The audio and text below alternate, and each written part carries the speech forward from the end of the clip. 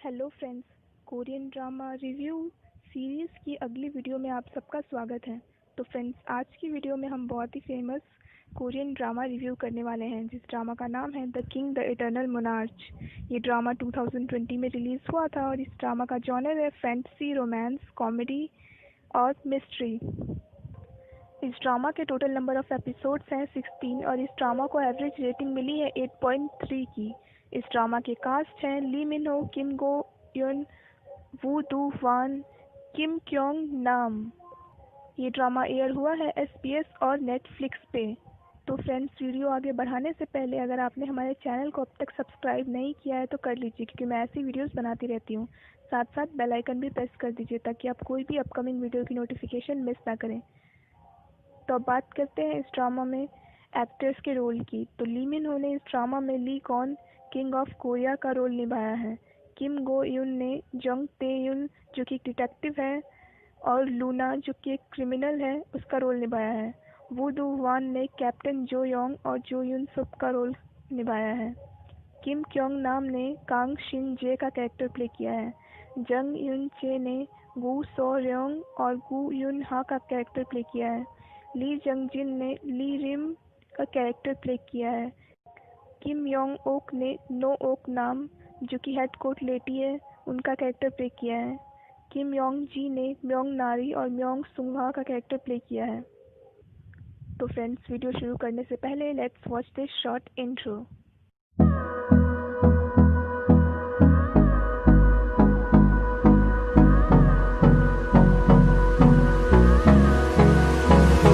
तो फ्रेंड्स, अब बात करते हैं इस ड्रामा के प्लॉट की।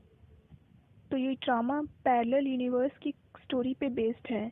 यहाँ पे दो अलग अलग यूनिवर्स हैं, जिसमें दो अलग अलग देश हैं जो कि बिल्कुल आइडेंटिकल हैं। एक है किंगडम ऑफ कोरिया और दूसरा है रिपब्लिक ऑफ कोरिया।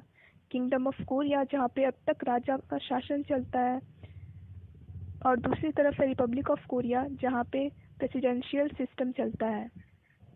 ली लिम, जो कि अपने सौतेले भाई को मार देता है ताकि वो एक जादुई बांसुरी हासिल कर सके जिसमें बहुत ताकत होती है, और जिसे ऐसा करते हुए क्राउन प्रिंस ली गॉन देख लेता है।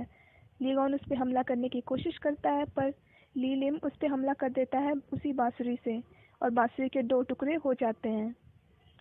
गार्ड्स के आने पे ली लिम वहाँ से भाग जाता है और ली गॉन को कोई बचा लेता है। जो ली गॉन को बचाता है उसके पास से एक ID कार्ड गिरती है, जो कि जोंग ते युल की होती है, जो कि एक पुलिस ऑफिसर की ID कार्ड है। इधर राजा को मारने के बाद ली लिम जब गार्ड से भागता रहता है तो एक बैम्बू फॉरेस्ट में पहुंचता है, और वहाँ पे उसे एक मिस्टीरियस डोर दिखता है उस बांसुरी की वजह से, जिसे क्रॉस करके वो दूसरे वर्ल्ड में पहुंच जाता है, जो कि है रिपब्लिक ऑफ कोरिया। वहाँ जाके वो अपने जैसे दिखने वाले को मार देता है और उसकी पूरी फैमिली को भी मार देता है, और वहीं पे रहने लगता है। और वो बार बार इस दुनिया से उस दुनिया में आता भी रहता है, क्योंकि किंगडम ऑफ कोरिया का राजा मर चुका होता है, तो क्राउन प्रिंस, जो कि ली गॉन है, उसे राजा बना दिया जाता है वहाँ का। अब ड्रामा की स्टोरी पहुँचती है 2019 में, जहाँ पे ली गॉन एक बहुत ही अच्छा किंग होता है। वो हैंडसम होता है, इंटेलिजेंट होता है और ब्राइट पर्सनैलिटी का होता है, पर वो अपनी पास्ट की चीज़ों को भूल नहीं पाता है अभी भी। एक दिन ली गॉन एक रैबिट जैकेट वाले इंसान के पीछे भागते भागते उसी बैम्बू फॉरेस्ट में पहुंच जाता है, जहाँ पे उसके सामने भी वो मिस्टीरियस डोर ओपन होता है, और वो क्रॉस कर जाता है और वो भी पहुंच जाता है रिपब्लिक ऑफ कोरिया में। वो उस वर्ल्ड को देखते ही समझ जाता है कि ये पैरेलल यूनिवर्स है, और वहाँ पे वो मिलता है जोंग तेउल से, जिसे देखते ही वो पहचान जाता है कि ये वही लड़की है जिसका आई कार्ड उसके पास 25 सालों से है। ली गॉन जोंग तेउल को बताता है कि वो पैरेलल यूनिवर्स से आया है, पर जोंग तेउल उसकी किसी भी बात पे यकीन नहीं करती है और उसे लॉकअप में डाल देती है। ली गॉन जब लॉकअप में होता है तो वहाँ पे इंसॉप से मिलता है, जो कि बिल्कुल जो योंग, जो कि उसका कैप्टन है और साथ साथ बॉडी गार्ड है, उसके जैसा दिखता है। उसे देख के तो वो और भी श्योर हो जाता है कि ये एक पैरेलल यूनिवर्स है। जंगते और ली गॉन की आइडेंटिटी क्लियर करने के लिए वो सारी चीज़ें करती है जो वो कर सकती है, पर उसे फिर भी कुछ नहीं मिलता है और उसे पता नहीं चलता है कि वो कौन है। और वो ली गॉन की बातों पे बिल्कुल यकीन नहीं करती है कि वो पैरेलल यूनिवर्स से है। 48 घंटों के बाद जब उसके पास कोई सबूत नहीं होता है तो वो उसे छोड़ देती है। ली गॉन के फिंगरप्रिंट्स DNA किसी से भी मैच नहीं होते हैं, तो जोंग तेउल कंफ्यूज हो जाती है कि ये क्या हो रहा है, ऐसा कैसे हो सकता है। क्योंकि ली कॉन अपने पैलेस को बहुत दिनों के लिए खाली छोड़ के आया हुआ था, तो उसे वापस पैलेस जाना पड़ता है, यानी कि वापस से किंगडम ऑफ कोरिया में जाना पड़ता है, तो वो वापस चला जाता है। यहाँ पे जोंगतेउल उसे मिस करने लगती है। ली कॉन जब वापस चला गया होता है किंगडम ऑफ कोरिया में, तो कुछ ऐसी चीज़ें होती है जिसकी वजह से जोंगतेउल को उसकी बातों पे थोड़ा थोड़ा यकीन होना शुरू हो जाता है। कुछ दिनों बाद फिर से ली कॉन वापस आता है रिपब्लिक ऑफ कोरिया में और जोंगतेउल से मिलता है। ली कॉन जब वापस आता है रिपब्लिक ऑफ कोरिया में, तो उससे सब पूछती है, तो वो बोलता है कि अगर अब भी उसे यकीन नहीं है तो वो उसके साथ चले। तो ली कॉन उसे वापस से अपने वर्ल्ड में लेके जाता है, जहाँ पे वो देख के सब शॉक हो जाती है कि सच में ये पैरेलल यूनिवर्स है। इधर दोनों वर्ल्ड के बीच में आने जाने के बीच में ली कॉन और जोंगतेउल के बीच में एक स्ट्रॉन्ग बॉन्ड बन जाता है, और कहीं ना कहीं उन दोनों के बीच में फीलिंग्स डेवलप हो जाती हैं एक दूसरे के लिए। इधर ली लिम अपनी आर्मी तैयार कर रहा होता है उन लोगों की जो सिर्फ उसी की बात माने, ताकि वो वापस से आके ली गॉन से वो आधा बांसुरी का टुकड़ा वापस ले सके। तो क्या ली लिम ली गॉन से वो आधा बांसुरी का टुकड़ा ले लेगा और वो पूरा उसके पास हो जाएगा, या फिर ली गॉन बचा लेगा उस बांसुरी के टुकड़े को ली लिम से? ये कहानी बहुत ही इंटरेस्टिंग हो जाती है, क्योंकि ये दोनों सवाल आ जाते हैं। और क्योंकि ये लव स्टोरी है दो वर्ल्ड की, तो यहाँ पे दो वर्ल्ड होने की वजह से उन दोनों के बीच में कुछ प्रॉब्लम्स आ जाती हैं, जैसे कि दो वर्ल्ड के लोग एक साथ कैसे रहेंगे वगैरह वगैरह। तो आगे क्या होता है ये देखने के लिए तो आपको कहानी देखनी पड़ेगी, क्योंकि ये कहानी काफ़ी इंटरेस्टिंग है। तो मैं ज़्यादा बोल के स्पॉइल नहीं करूँगी इस स्टोरी को, पर मैं इतना ज़रूर बता दूँ आप लोग को कि इस स्टोरी की हैप्पी एंडिंग है, तो आप लोग बेफिक्र होकर इसे देख सकते हैं। तो अब बात करते हैं इस ड्रामा के रोमांस एलिमेंट की। तो इस ड्रामा में आपको रोमांस भरपूर देखने को मिलेगा। हालांकि स्टार्टिंग के कुछ एपिसोड्स में आपको मेन लीड की केमिस्ट्री थोड़ी सी ऑफ लगेगी, बट जैसे जैसे उनके कैरेक्टर में डेवलपमेंट होता है उन दोनों की केमिस्ट्री भी डेवलप हो जाती है। और ख़ास करके वो नेक किस सीन जो है वो तो उनकी केमिस्ट्री को प्रूव कर देता है कि उनकी केमिस्ट्री काफ़ी अच्छी है। इसके अलावा इस ड्रामा में सेकेंड लीड्स कपल भी है, जो कि है इंसब वनारी और जोयोंग और सुंगा। उन लोगों की केमिस्ट्री भी काफ़ी अच्छी है। इस ड्रामा की एक और बात अच्छी है कि इस ड्रामा में आपको अननेसेसरी लव ट्रायंगल नहीं देखने को मिलने वाला है। हालांकि शिंजे को भी जंगतेउल पसंद थी, बट वो इतना ज़्यादा क्लिंजी नहीं है बाकी ड्रामास की तरह। तो इस ड्रामा में आपको उतना इंटेंस लव ट्रायंगल देखने को नहीं मिलने वाला है बाकी ड्रामास की तरह। वैसे मेरे लिए ये प्लस पॉइंट था इस ड्रामा का, क्योंकि मुझे अननेसेसरी लव ट्रायंगल्स बिल्कुल पसंद नहीं है। तो अब बात करते हैं इस ड्रामा के कॉमेडी एलिमेंट की। तो इस ड्रामा में आपको कॉमेडी भरपूर मिलने वाला है। भले ही एंडिंग के एपिसोड थोड़े इंटेंस हो जाते हैं, बट स्टार्टिंग के एपिसोड्स में आपको कॉमेडी अच्छी खासी मिलने वाली है। ली गॉन की एक लाइन तो through out the drama famous थी, वो बीहेड करने वाली लाइन। वो सबको यही कहता था कि I will behead you for sure, और ये line throughout the drama उसकी टैगलाइन बन गई थी। ली गॉन ही नहीं बल्कि इनसुब और जोयोंग का कैरेक्टर भी काफ़ी फ़नी था। वैसे तो जोयोंग काफ़ी सीरियस पर्सन था, पर जब वो इन सब से मिलता है तो उन दोनों के बीच का जो इंटरेक्शन है वो काफ़ी फ़नी हो जाता है। तो ऑलमोस्ट इस ड्रामा के हर कैरेक्टर कॉमिक है कहीं ना कहीं से।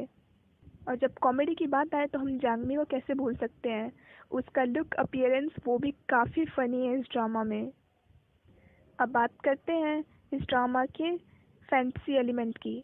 तो इस ड्रामा में पैरेलल यूनिवर्स का कॉन्सेप्ट दिखाया गया है, टाइम ट्रैवल का कॉन्सेप्ट दिखाया गया है। वेल मेरे ख्याल से तो ये दोनों कॉन्सेप्ट इस ड्रामा में काफ़ी अच्छे से डिलीवर किए गए हैं, पर क्योंकि इस ड्रामा में टाइम ट्रैवल और पैरेलल यूनिवर्स दोनों की कहानी एक साथ है, तो शायद कुछ लोगों को ये टफ लगे समझने में, जिसके कारण इसकी रेटिंग्स पे भी असर पड़ चुका था स्टार्टिंग के एपिसोड्स में। हालांकि मेरे ख्याल से ये दोनों कॉन्सेप्ट अच्छे से डिलीवर किए गए हैं इस ड्रामा में। तो बात करते हैं इस ड्रामा के ओवरऑल रिव्यू की। तो ओवरऑल ये ड्रामा काफ़ी अच्छा है। बात करें एक्टर्स की एक्टिंग की, तो ली मिनो ने काफ़ी अच्छा रोल प्ले किया है। ली मिनो की क्योंकि मैं बहुत बड़ी फ़ैन हूँ, तो मुझे ये ड्रामा तो इस पॉइंट ऑफ व्यू से काफ़ी अच्छा लगा। इसमें तो कोई डाउट नहीं है कि ली मिनो काफ़ी अच्छे एक्टर हैं। भले ही उन्हें रोमांटिक लाइंस बोलना उतना पसंद नहीं है, बट फिर भी उन्होंने इतनी अच्छे से डिलीवर किया है। चाहे वो कोई भी डायलॉग्स हो, चाहे वो रोमांटिक डायलॉग्स हो, कॉमेडी वाले डायलॉग्स हो, या फिर इंटेंस डायलॉग्स हो, उन्होंने हर एक सीन को अच्छे से प्ले किया है। अब बात करें किम गो एन की एक्टिंग की, तो मैंने उनके पहले 2 ड्रामास देखे हुए हैं, जो कि है गॉब्लिन और चीज़ इन द ट्रैप। मुझे उन ड्रामास में उनकी एक्टिंग अच्छी लगी थी, पर मैं उतनी ज़्यादा बड़ी फ़ैन नहीं थी उनकी। पर इस ड्रामा ने मुझे उनकी भी फ़ैन बना दिया है, क्योंकि उन्होंने जो डुअल पर्सनैलिटी के कैरेक्टर प्ले किए हैं वो काफ़ी अच्छे थे। जंग तेल का कैरेक्टर खैर उतना ज़्यादा सीरियस नहीं है, नॉर्मल कैरेक्टर है, बट लूना का कैरेक्टर जो उन्होंने प्ले किया है वो सच में उन्होंने बहुत ही अच्छे से प्ले किया है। और ये तो मानना होगा कि वो काफ़ी अच्छी एक्ट्रेस हैं, वो उन्होंने इस ड्रामा में बहुत ही अच्छे से प्रूव कर दिया है। अब बात करते हैं वू दूवान की, तो मैंने उनका सिर्फ एक ही प्रीवियस ड्रामा देखा हुआ है, जो कि है टेम्पटेड, जो कि ओवरऑल ठीक ठाक था, बट कुछ ज़्यादा अच्छा नहीं था। बट इस ड्रामा में वू दूवान ने सच में कमाल कर दिया है।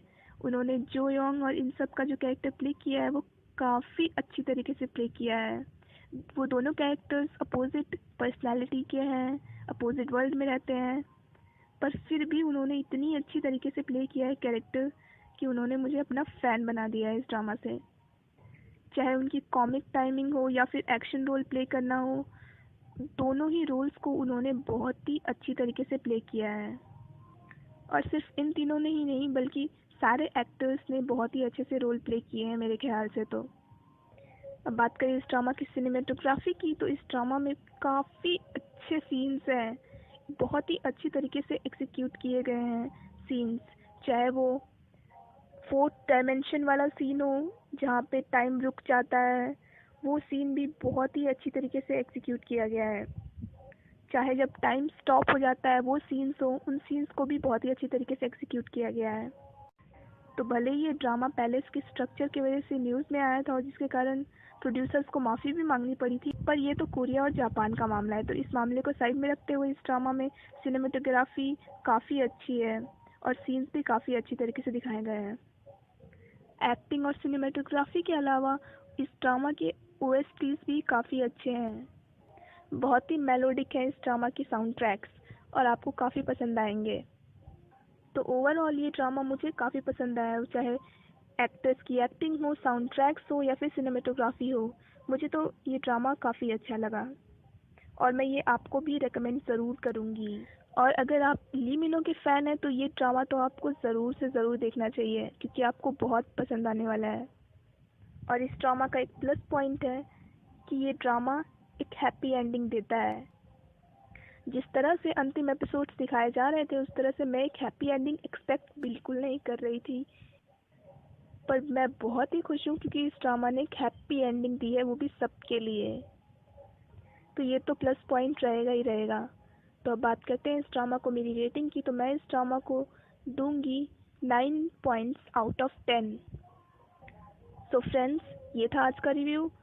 ये रिव्यू आपको कैसा लगा इसे कमेंट सेक्शन में ज़रूर बताइए, और ये भी बताइए कि क्या आपने ये ड्रामा देख लिया हुआ है और क्या आप इस ड्रामा का एक्सप्लेनेशन वीडियो देखना चाहेंगे। अगर आप देखना चाहेंगे तो उसे कमेंट सेक्शन में ज़रूर बताइए, क्योंकि मैं इस ड्रामा का एक्सप्लेनेशन वीडियो बनाने की सोच रही हूँ। तो अगर आप लोगों ने हाँ में जवाब दिया तो मैं ज़रूर बनाऊँगी। So friends, that's it for this video. I hope आपको वीडियो पसंद आई हो। अगर आपको वीडियो पसंद आई हो तो वीडियो को लाइक कीजिए, हमारे चैनल को सब्सक्राइब कीजिए, साथ साथ बेल आइकन प्रेस कर दीजिए ताकि आप कोई भी अपकमिंग वीडियो की नोटिफिकेशन मिस ना करें। और सजेशन और रिकमेंडेशन के लिए कमेंट बॉक्स हमेशा ओपन है, तो उसे मत भूलिएगा। So friends, thanks for watching this video. Bye bye and take care of your health.